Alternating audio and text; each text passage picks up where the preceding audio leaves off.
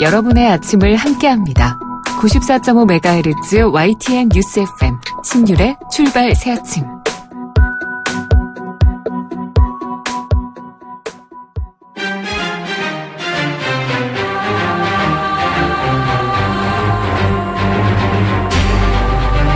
매일 아침을 뉴스로 깨웁니다. 신율의 출발 새아침. 어제 북한이 또다시 미사일을 발사했습니다. 북한은 사정부 출범 이후에 자주 미사일을 발사했기 때문에 이번에도 또 한 번 발사했나 보다 이렇게 무덤덤하게 받아들이는 분들도 있을 수 있지만 어제의 미사일 발사는 과거 미사일 발사와는 그 의미가 확연히 다릅니다. 왜냐하면 어제 오후 3시 30분 북한은 중대 발표라는 것을 통해서 대륙간 탄도미사일 그러니까 ICBM을 성공적으로 시험했다고 주장했기 때문입니다. 그리고 조금 전에 북한은 ICBM의 대기권 재진입 기술을 확인했다는 주장을 펴면서 대형 중량 핵탄두 장착 가능 대륙간 탄도 로켓을 제작했다라고 주장하고 있기 때문인데요. 한마디로 북한은 자신들의 상대는 미국이고 미국과만 담판하겠다는 의도를 분명히 한 겁니다. 그런데 만일 어제 발사한 미사일이 ICBM이라는 것이 확인되면 이것은 이미 레드라인을 넘었다는 분석이 많습니다. 이렇게 되면 미국을 비롯한 국제사회는 분명히 완전히 다른 대응을 할 수밖에 없게 되는데요. 다시 말해서 북한 핵 문제에 대한 해법이 기존과는 완전히 달라질 수 있는 상황이 초래될 수 있다는 겁니다. 그래서 어제 북한이 발사했던 미사일은 한반도 상황을 완전한 암흑으로 몰아넣을 수 있는 엄청난 사건이라고 할 수 있습니다. 신율의 출발 새 아침, 오늘 순서 시작합니다.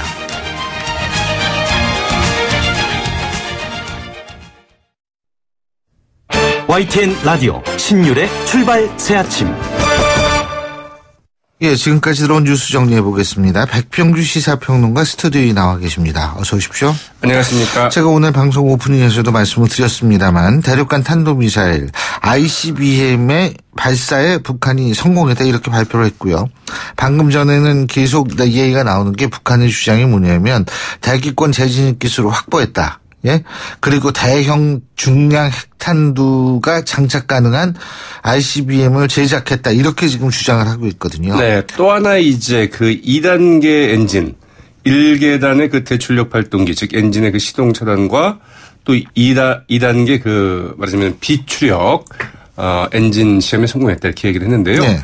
이 이야기는 무슨 이야기인 거니, 목표 지점을 그 정확하게 그 타격할 수 있는 제어 기술의 확보에 성공했다. 네. 사실은 이런 이야기입니다. 그래서 말하자면은 이 사정거리를 더 늘리고 정확한 비행 계측이 가능하다. 이제 이런 얘기를 한 건데 과연 이게 사실인지 여부는 물론 더 검토가 좀 필요하겠죠. 어쨌든 이 미국에서도 이미 뭐 CNN 보도 등에 따르면은 미국의 군사 전문가들 이 북한의 미사일이 그 2단계 그 ICBM일 가능성이 거의 높다.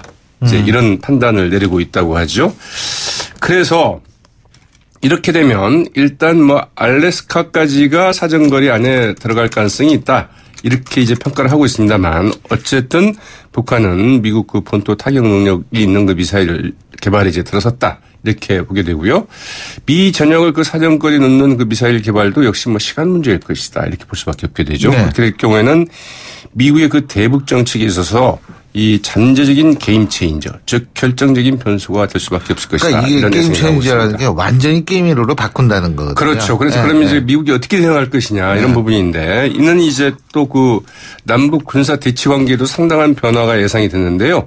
왜냐하면 이 미국 본토를 위협할 수 있는 그 ICBM은 그 한반도 유사시 그 미국의 그 전쟁 개입을 억제할 유력한 수단이 될 수 있는 만큼 남북 간 이 군사 대결 구도에도 상당히 근본적인 파장을 미칠 수밖에 없는 측면이 있다는 것을 지금 백평론가님께서 중요한 부분 말씀해 주셨는데 저도 이게 좀 한마디 하고 싶은 게 뭐냐면 뭐 북한이 미사일 쐈다, 뭐 핵실험했다, 맨날 하는 건데 뭐 이렇게 생각하는데 이게 심각한 문제가요.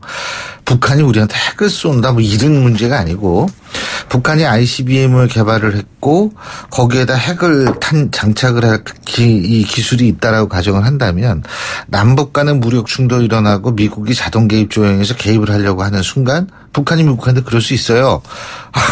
개입하지 마라. 우리 니네한테 쏠 수도 있다. 이런 식의 어떤 협박이 가능하게 되고 이렇게 되면 한미 관계에 있어서의 근간을 흔들 수 있는 측면도 분명히 있거든요. 그렇죠. 그래서 이게 상당히 중요한 문제고 제가 볼 때는 어떤 면에서는 한국 전쟁 이후에 가장 큰 이 사안 중에 하나일 수도 있는 사안이거든요, 사실. 그래서 이제 결국은 그 출구를 어떻게 찾느냐가 관건인데요. 예. 트럼프 미 대통령이 얘기했듯이 오바마 전 행정부의 이른바 그 전략적 인내 정책이 실패를 했다는 것은 분명한데 그렇다면 이제 그 트럼프 미 행정부의 이른바 압도적, 절대적 이제 그 압박과 관여. 과연 이 정책은 성공할 수 있을까? 북한의 핵과 미사일 개발을 이제 저지할 수 있을까? 네. 근데 지금까지는 역시 실패하고 있다. 이런 점에서 과연 미국의 그 대북 정책에 어떤 그 어떤 방향으로 나아갈지 이제 이런 부분들을 좀 지켜봐야 되겠죠. 그래서 어쨌든 미국이 일단 유엔 안전보장 이사회 소집을 요구하지 않았습니까? 맞습니다. 그 미국의 대응은 일단 그 두 방향으로 전개가 될 것 같은데 하나는 유엔 안보리 소집입니다. 미국은 어제 그 긴급회의 소집을 요청을 했고요. 이러면 현지 시각으로 5일 이제 열리게 될 것 같습니다. 또 하나는 중국에 대한 압박입니다. 그 넥스 틸러슨 미 국무장관 어제 그 강경화 그 외교 장관과 그 긴급 전화 통화를 하지 않았습니까? 이 안보리 차원에서 그 강력한 조치를 비롯해서 그 대북 제재와 그 압박의 강도를 높여나가는 가운데 북한의 그 핵 포기를 위한 중국의 그 적극적인 역할을 확보하기 위한 노력을 배가하겠다고 이야기를 했습니다. 이 중국을 통한 대북 압박을 더욱더 이제 그 가중시키겠다 이런 입장인데 중국은 그러나 그 상당히 좀 절제된 반응을 내놓았습니다. 이 공샹 중국 외교부 대변인 어제 그 정리 브리핑에서 북한 ICBM 발사에 대해서 그 북한이 안보리 결의에 그 위배한 데 대해서 그 반대한다.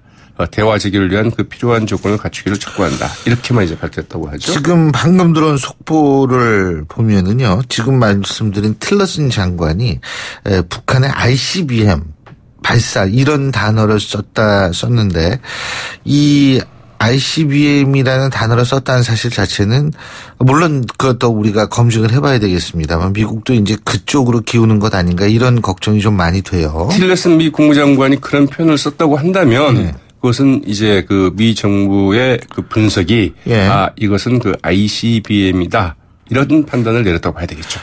틸러슨 미 국무장관이 정확한 워딩이 뭐냐면 북한의 ICBM 발사, 미국과 동맹의 위협 고조시키는 것 이렇게 이제 얘기를 했다고 얘기를 하는 건데 자 그렇다면 여기서 나올 수 있는 게 과연 레드라인이 뭐냐 이 얘기인데 문재인 대통령이 북한에 돌아올 수 없는 다리를 건너지 말라고 경고를 했는데 만일 미국이나 우리 측의 검증 결과 ICBM이라면 이건 돌아올 수 없는 다리를 걷는 것 아니냐 이런 얘기가 나올 수 있는 것 아닌가 이런 궁금증이 있거든요. 그렇죠. 레드라인을 넘어선 것 아니냐 이제 이렇게 볼 수 있는 거죠. 어제 그 데이비드 캐머런 전 영국 총리를 이제 청와대에서 만났는데요. 그 자리에서 한 말입니다. 북한이 그 레드라인을 넘어설 경우에 우리가 어떻게 대응할지 알 수 없다. 여기서 이제 우리는 우리나라와 이제 미국까지 포함한 이 동맹국의 대응을 말하는 거겠죠. 이 북한이 돌아올 수 없는 다리를 건너지 않기를 바란다고 촉구를 했습니다. 또 그 중국이 나름 역할을 하고 있지만 지금보다 그 강력한 역할을 해줘야 할 것이라고 강조하기도 했는데요. 이 문재인 대통령이 이제 오늘 출국하게 되죠. 이 독일을 공식 방문하게 되는데 그 이틀간 베를린에 머물면서 그 메르켈 독일 총리와 회담을 하게 되고 이 방독 이틀째인 그 6일에는 현지 시각입니다. 이 시진핑 중국 국가주석과 이제 회담을 하게 되는데 여기서 그 사드 문제가 논의가 될 것 같고요. 이어서 이제 괴련머 그 재단 초청으로 이 한반도 평화 구축과 그 남북 관계 이 통일 주제로 그 연설을 하게 되는데 여기에서 이제 문재인 독트린을 발표할 것으로 예상이 되는데 과연 이 내용이 이제 어떻게 될지도 좀 지켜봐야 될 것 같습니다. 글쎄요. 자, 그리고 국내 정치 얘기도 잠깐만 해보죠. 추경 예산 심의 어제 시작이 됐는데 원래 그 바른정당도 여기 참석하기로 했는데 이게 바른정당이 심의 거부했네요. 네, 어제 그 7월 임시국회 첫날이었죠. 일단 그 추경안 심사에 이제 그 오전에는 그 바른정당까지 참여를 해서 민주당, 바른정당, 그다음에 이제 국민의당이 그 추경 예산 심사에 그 상임위별로 참석을 했습니다. 그러나 오후 들어서 이 바른정당 이 김상권 교육부 장관 임명을 문제 삼아서 추경 심사에 불참하기로 결정을 했고요.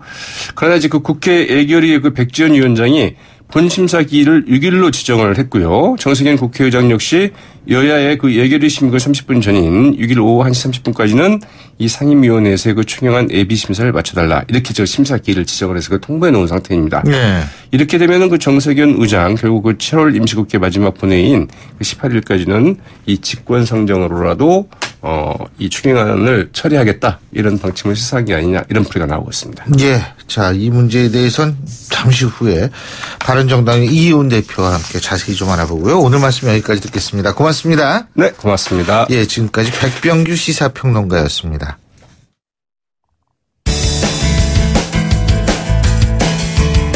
여러분은 지금 FM 94.5MHz로 방송되고 있는 신율의 출발 새 아침을 듣고 계십니다.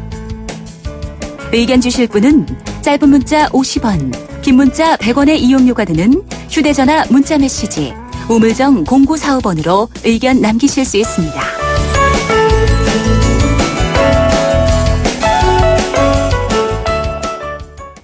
저희가 오늘 계속해서 말씀드리고 있습니다만 북한이 어제 오전에 동해상으로 미사일 한 발을 발사했는데 몇 시간 후에 다시 말해서 어제 3시 30분이었죠. 특별 중대 보도라는 걸 통해서 다이륙간 탄도미사일 그러니까 ICBM 발사에 성공했다 이렇게 주장을 했습니다. 아직 ICBM 발사에 성공한 것인지 확인하는 작업이 진행이 되고 있습니다만 지금 계속해서 들어오는 속보를 본다면 틸러슨 미 국무장관은 북한의 ICBM 시험 책임을 묻기 위해서 더 강한 조치를 취할 것. 자꾸 미국 측에서는 이미 ICBM이라는 단어를 사용하고 있는 것 같습니다. 자, 그렇다면 이것이 진짜 이 ICBM이라고 했을 경우에는 한반도 정세는 지금과는 완전히 다른 방향으로 나갈 가능성이 높습니다. 자, 바른정당 이혜훈 대표 연결해서 현재의 상황 그리고 제가 좀 전에 말씀드렸던 이 현재의 전국 어떤 입장을 갖고 있는지 직접 얘기 들어보겠습니다. 이혜훈 대표 연결합니다. 이 대표님 안녕하십니까? 네, 안녕하세요. 예. 일단은 조금 분위기는 안 맞지만 축하드릴 건 축하드려야죠. 네. 예? 아유, 그죠? 축하보다도 걱정이 많습니다. 네. 자, 이거 대표되시고 얼마 되지 않아서 북한이 대륙간 탄도미사일 발사에 성공했다 이렇게 얘기를 했는데 그 미국 정부 지금 틸러슨 국무장관이 계속 ICBM이라는 단어를 오늘 아침 지금까지도 쓰고 있는 걸 보면 이게 미국도 사실 ICBM이라고 결론을 내릴 가능성이 높은 것 같은데 어떻게 보십니까? 이게 문재인 정부의 대북 정책을 근본적으로 재검토해야 될 중대한 국면이다 이렇게 봅니다. 한미 정상회담이 끝난 지 불과 3일 만에 또다시 미사일 도발을 감행했다는 것도 그렇지만 이 ICBM 발사라면 이건 더더군다나 중대한 문제 아니겠습니까? 우리 대통령께서는 북한이 대화의문으로 나설 수 있는 마지막 기회다라고 이제 밝히셨는데 며칠 전에. 근데 그 북한은 그 마지막 문을 발로 차서 닫아버린 꼴이 됐습니다. 그래서 지금 대화를 하자고 어떻게 보면 구걸을 할 그럴 국면은 아니고요. 지금은 국제사회가 모두 나서서 총동원돼서 압박과 제재를 통해 북한이 실질적으로 핵을 폐기하도록 만드는 방법밖에는 남아있지 않다 이렇게 보고 있습니다.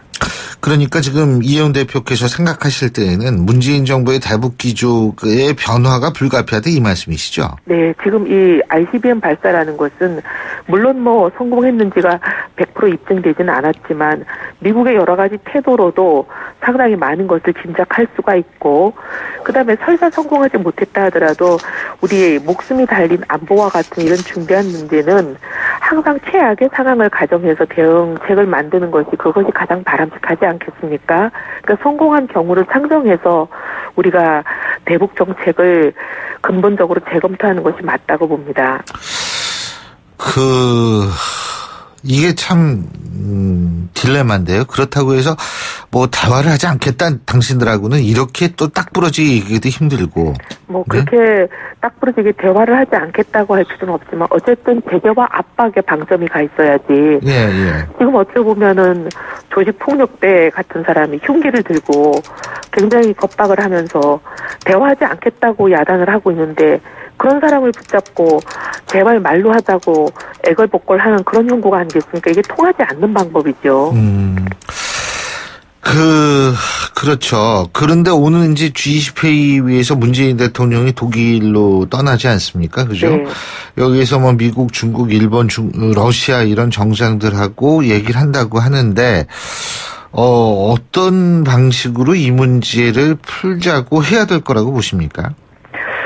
일단 지금 상당히 중대한 상황 변화가 있는 거 아니겠습니까? 대통령이 정상회담을 할 때와 또 다른 그런 상황 변화가 있는 만큼 대통령도 그 전략의 변화를 가져오는 것이 전혀 무리는 아니고요. 그다음에 특히 저는 그 한미 정상회담 이후에 우리 언론들과 정부에서 주장하는 것처럼 트럼프 정부가 우리 대한민국이 주도권을 가져라, 또 남북 대화에 나서는 것을 용인했다, 이렇게 보기에는 무리인 점이 많다고 봅니다. 왜냐하면 꼭 그런 합의문을 보더라도 남북 대화 얘기를 하기 전에 일정한 요건이라든지 뭐 꼭 단서를 달고 있지 않습니까? 그런 조건이 충족되었을 때를 상정하고 얘기를 하기 때문에 그 조건이라는 것은 지금까지 트럼프 정부와 미국이 얘기해온 굉장히 강력한 북한 핵 폐기에 대한 조건, 완전하고 검증 가능하고 불가역적인 핵 폐기, 이런 조건이 충족되어야만 대화도 재개 가능하고 그다음에 뭐 주도권을 우리가 가질 수 있고 이런 의미라고 해석이 되기 때문에 우리가 너무 우리 좋을 대로 해석하는 것은 이 중대한 문제에 있어서는 상당히 위험할 수 있다, 이렇게 봅니다. 자, 그리고 사실 미국이 지금 세컨더리 보이콧을 뭐 더 강화한다, 뭐 이런 얘기가 나오고 있는데, 문제는 지금 그럴 시간이 있다라고 미국이 믿느냐 하는 부분이 핵심 아닌가, 이런 생각이 들거든요. 다시 말해서 ICBM 뭐 지금 북한은 오늘 새벽부터 뭐 계속 자기네가 재진입에 성공했고 뭐 했고 이런 얘기를 하는데, 실질적으로 만일 연내에 ICBM을 완성할 수 있다라고 가정을 한다면 시간이 많지 않은데 세컨더리 보이콧 같은 어떤 그런 부분으로 접근을 할 것인지, 예? 아니면 그 지난번에 미국에서도 백악관에서 얘기했지만 군사적 옵션까지 모든 걸 고려하고 있다라는 발언이 나오지 않았습니까? 네. 어떻게 보십니까? 근데 저는 이 ICBM 성공이 완성되지 않았을 가능성도 있고요. 그다음에 이제 설사 뭐 거의 조만간 완성이 된다 하더라도 지금 북한이 원하는 것은 그것을 바로 미국 본토에다 핵을 쏘는 죄송합니다. 핵을 쏘는 그런 방식이라고 보이지는 않고, 북한이 지금 염두에 두고 있는 것은 오히려 우리가 5차에 걸친 핵실험도 했고 ICBM 능력도 우리가 보유했다라고 주장하면서 우리는 명실상부한 핵무기 보유국이다, 이렇게 선언하면서 우리가 핵과 미사일 실험을 동결할 테니 속된 다른 표현으로 하면 핵 모라토리움을 선언할 테니 미국과 국제사회는 이제 평화를 위한 여러 가지 실리를 내놔라, 이렇게 협상하고 나올 가능성이 많을 것 같아요. 여기에 말려서 오히려 당근을 준다든지 핵 포기가 보장되지 않는 핵 동결에 말려 들어갈 일이 아니라 강경한 제재와 압박으로 지속적으로 북한이 핵 폐기를 할 수밖에 없도록, 그걸 하지 않고는 도저히 생존이 불가능하도록 압박하는 방법을 쓰는 것이 더 좋을 거라고 보고, 그러니까 미국도 그 방법으로 가지 않겠어요? 지금은 동결은 의미가 없다, 포기만이 중요하다, 이 말씀이시군요. 예, 그렇죠? 핵 포기가 보장되지 않는 이 상태에서 지금 이미 뭐 거의 핵을 사실상 개발하는 데 완성 단계라고 보여지는 이 상황에서는 핵 포기가 보장되지 않는 핵 동결이라는 것은 말짱 헛일 아니겠어요? 알겠습니다. 저 국내 정치 문제 잠깐만 좀 여쭤볼게요. 그 자유한국당에선 홍준표 전 지사가 이제 신임 당대표로 선출이 됐는데 이제 바른정당하고 본격적인 경쟁이 시작될 거다 얘기가 나오는데요. 어떻게 보십니까? 네, 뭐 경쟁이 시작될 거라고들 다들 보시는 것은 잘 알고 있고요. 근데 이제 홍준표 대표의 경우에는 뭐 스타일을 잘 알고 있지만 막말과 막장 정치를 많이 하시는 분인데, 저희 바른정당은 그런 근거 없는 막말 막장 정치에 대해서는 일일이 대응할 생각이 없습니다. 그리고 저희의 그 대응 상대는 홍준표 대표를 비롯한 자유한국당이 아니고 저희의 오직 관심은 국민들께서 어떻게 생각하시나, 저희는 국민들만 바라보고 나아가겠습니다. 홍준표 대표와 자유한국당을 바라보고 정치할 생각이 없습니다. 근데 홍준표 대표는 전원 외부인사라고 구성된 혁신위로 구성해서 당을 혁신하겠다. 그리고 지금도 약간 좀 정우택 원내대표하고 벌써부터 갈등이 나오는 것 같아요. 협조할 건 협조하겠다는 홍준표 대표하고는 조금 뉘앙스가 다른 그런 얘기들이 의총에서 나오고 그러지 않았습니까? 어떻게 보십니까? 네, 홍준표 대표님 말만 들으면 대한민국 남북 통일도 되고 세상에 안 될 게 없죠. 근데 늘 말씀하신 거하고 행동하시는 거하고 같지 않기 때문에 걱정들 하는 거 아니겠습니까? 지난 대선 때도 보면 친박들을 향해서 양박이 무슨 뜻인지 입에 올리기 어려운데 아마 다 알고 계실 만큼 그렇게 쓸 수 없는 표현까지 쓰시면서 굉장히 격한 표현까지 쓰시면서 친박을 공격했던 분인데 후보가 되시자마자 얼마 안 돼서 그 친박들에게 내려졌던 징계라고도 볼 수 없는 그 솜방망이 징계 몇 개조차도 완전히 무장 해제해버린 분이 바로 홍준표 전 후보 본인이세요. 그러니까 이 홍준표 대표는 늘 말씀하시는 거하고 행동하고가 일치하지 않기 때문에 지금 혁신을 하겠다, 인적 쇄신을 하겠다, 무슨 말을 하신들 어느 국민이 믿겠습니까? 행동으로 보이셔야죠. 그리고 저희가 오늘 뉴스 브리핑에서도 잠깐 다뤘는데 바른정당이 지금 추경심사 보이콧하고 있죠.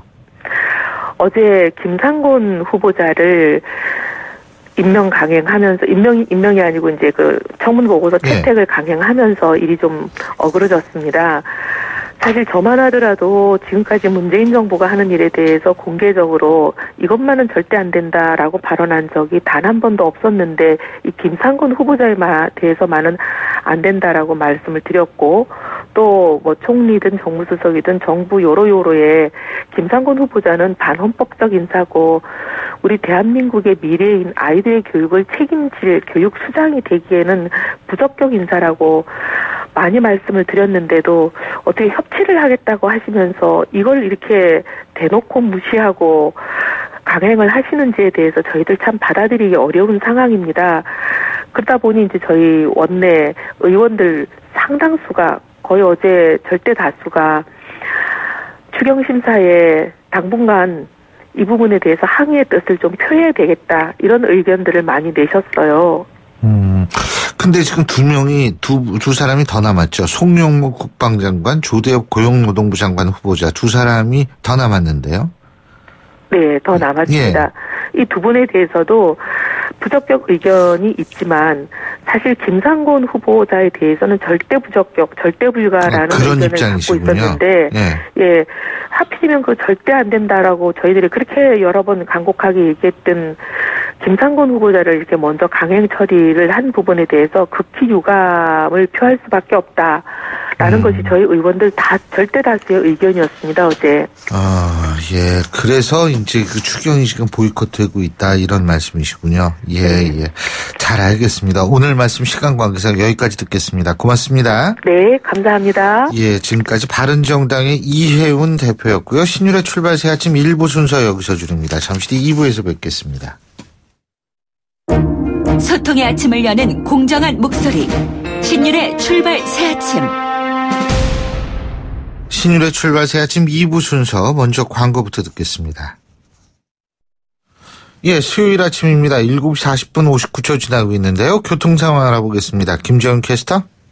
네, 출발 새 아침 교통정보입니다. 현재 서부간선도로 외곽 쪽으로 양평교에서 오목교까지는 정체가 되고요. 이후로 속도 회복을 했다가 안양교 부근에선 서행입니다. 이 도심 쪽으로도 신정교에서 목동교 지날 때까지 시속 30km 안팎으로 이동을 하고 있고 국회대로가 30분 사이에 교통량이 부쩍 늘어나면서 이제는 인천에서 여의도 쪽으로 가는 길 신월 부근에서 경인 세 번째 지하차도 다시 목동교에서 영등포구청 지날 때 속도가 떨어집니다.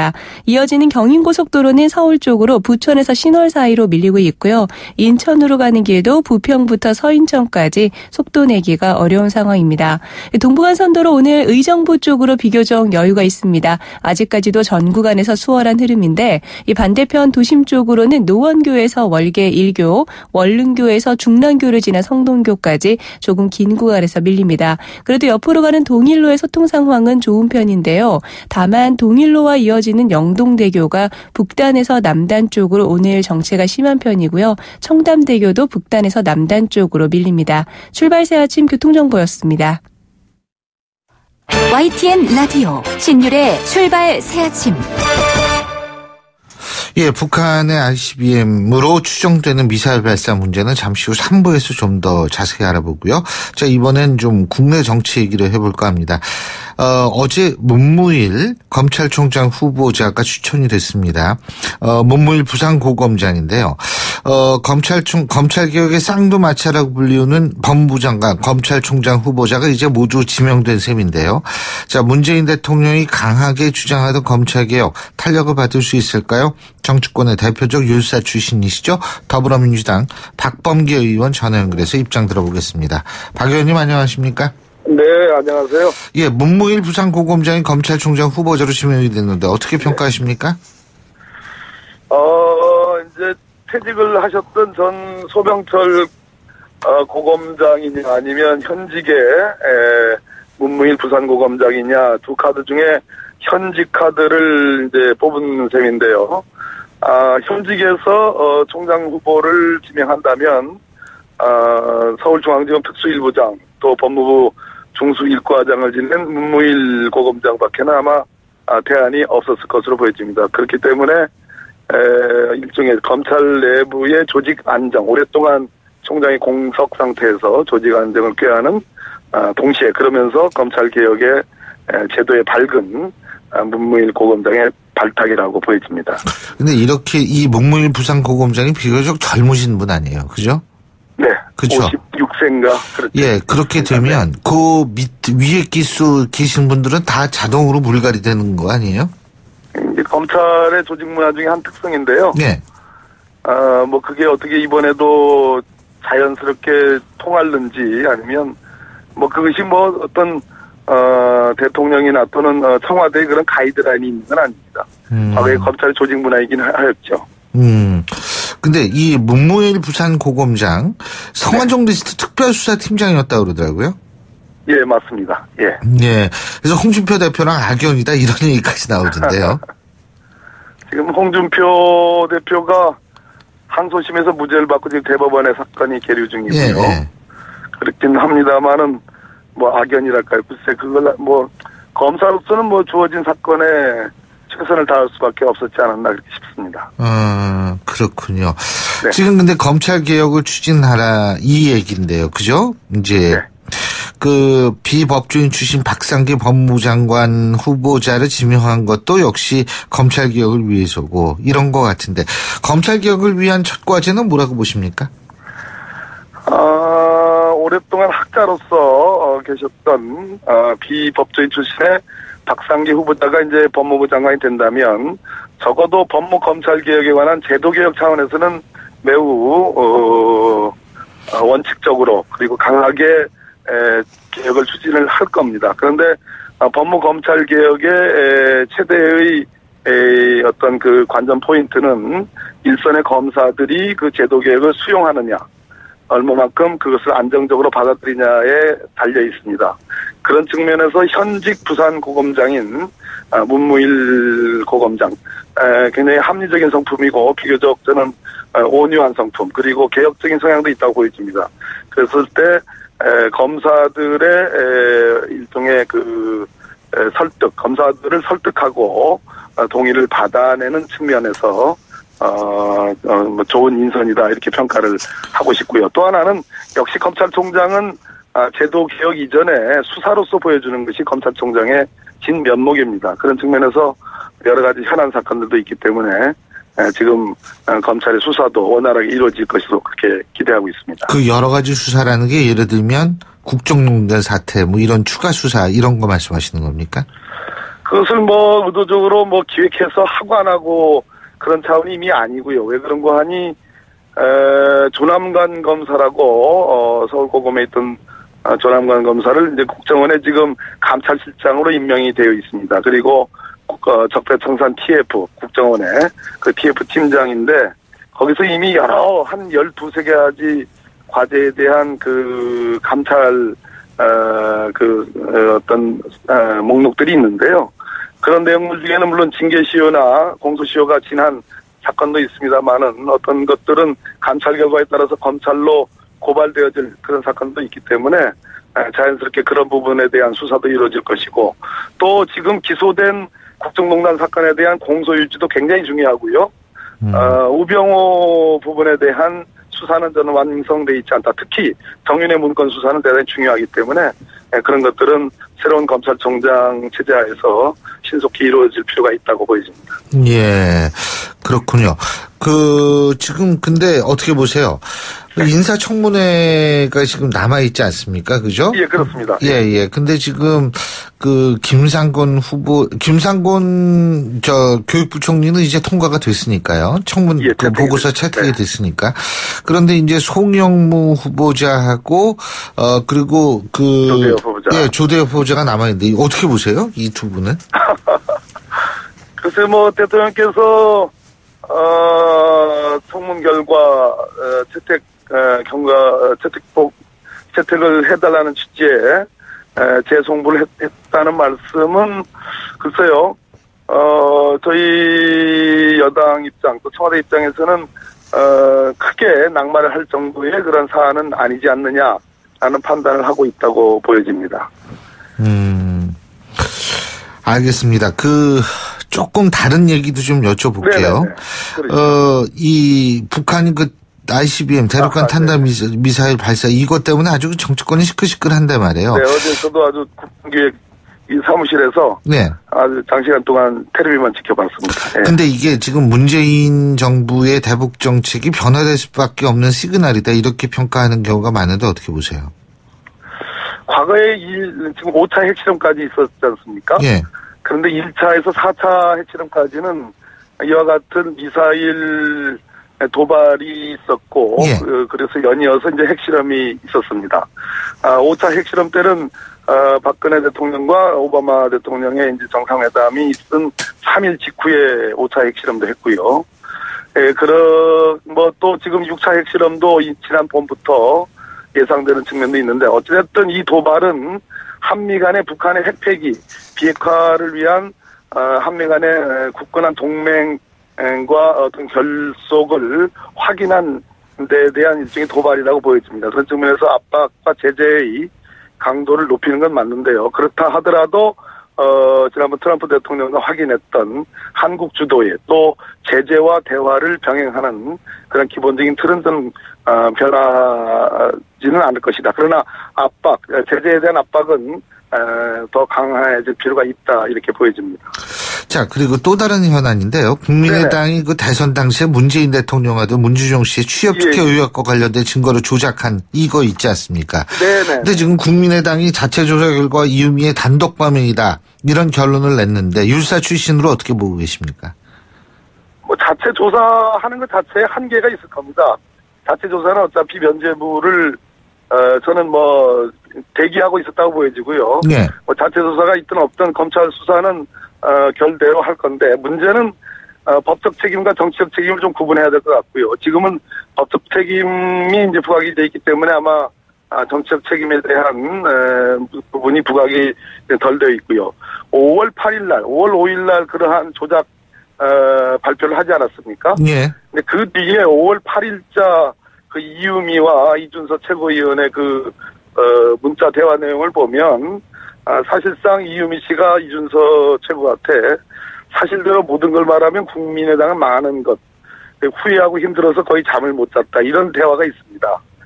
그런 측면에서 이것이 5월 5일 날 발표했다고 해서 선거는 5월 10일 날 있었기 때문에 그 전이라도 사실을 선거 5월 9일일 겁니다, 아마. 예, 5월 9일이요. 예. 5월 9일이기 때문에 어떤 선거 전이죠. 네. 그렇기 때문에 전국에서 모든 방송과 모든 어떤 유세에서 그 조작된 내용을 공개적으로 홍보하고 있는 상황이었기 때문에 늦게라도 선거 전에 알았다면 이것을 사실대로 말하고 고백할 의무가 생깁니다. 이것도 법적 의무에 해당합니다. 네, 그렇지만 그런 측면에서 저는 이준서 최고위원의 법적 책임은 면하기 어려울 것이다. 그런 예상과 판단을 하고 있습니다. 그렇기 때문에 국민의당의 진상조사 보고는 미흡하다고 그렇게 평가할 수 있겠습니다. 조작에 관여하지 않은 사람이라 하더라도 그것이 선거 전에 그 사실을 인지했으면 그것을 얘기해야 된다 이 말씀이시죠? 책임 있는 관계자라면 당연히 네. 그 부분을 바로잡을 의무가 저는 있다고 생각합니다. 정치적인 책임은 그러면 어떻게 해야 된다고 보십니까? 그건 지금 법적 차원의 문제고. 뭐 정치적 책임은 지금 뭐 국회에서 어쨌든 대화와 타협을 해야 될 야당 상대방이기 때문에 그 문제는 자연스럽게 협치를 위해서 꾸짖습니다. 말을 아끼신다 이 말씀이시네요. 예, 알겠습니다. 저도 더 이상 안 물어볼게요. 감사합니다. 예. 오늘 말씀 잘 들었습니다. 고맙습니다. 네. 감사합니다. 예. 지금까지 더불어민주당 박범계 의원이었습니다. 예, 신율의 출발 새 아침 2부 순서 여기서 줄입니다. 전 뉴스 들으신 후 8시 10분 3부에서 뵙겠습니다.